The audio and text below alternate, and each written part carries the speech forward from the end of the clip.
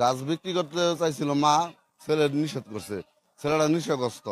পরে মিস্ত্রিরা গাছ কাটতে আসলে ওনার ছেলে যা দূর মানে দূর ইয়েতে দেখা গেল যে মারে ধাক্কা মেরে ফেলে দিয়ে জবা করলো।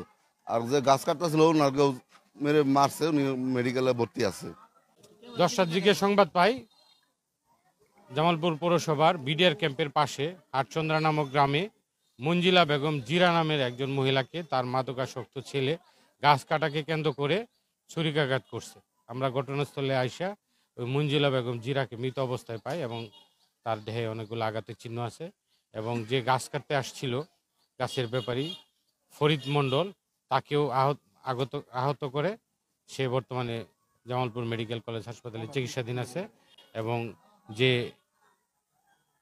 স্টেপ করছে সে পলাতক, তাকে ধরার জন্য আমরা টিম কাজ করতেছে। এখন পর্যন্ত অদ্যাবধি অভিযোগ পায়নি, অভিযোগ পেলে আইনগত ব্যবস্থা গ্রহণ করা হবে। গতকাল 16,000 টাকা দিয়ে ওর মা গাছ বিক্রি করছে। বিক্রি করার পরে 9,000 টাকা বায়না নিছে, 7,000 টাকা বাকি ছিল। আজকে 7,000 টাকা দিতে আইসা গাছ কাটতেছিল। এই মুহূর্তে ওই যে ছেলে মারছে সে হচ্ছে বড় ছেলে, 2টা ছেলে। তার বড় ছেলে বলতেছে যে মা গাছ তো 16,000 টাকা হবো না, 40,000 টাকা হবো।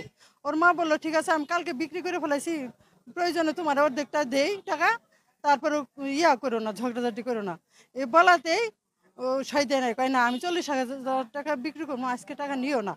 পরে এই বলা কথা কাটি করার পরেই মুহূর্তেই যায় ওই যে গাছ কিনছে ওরে যায় একটা ফ্যাস মাইরা ভুড়ি বাইর করে ফেলাইছে।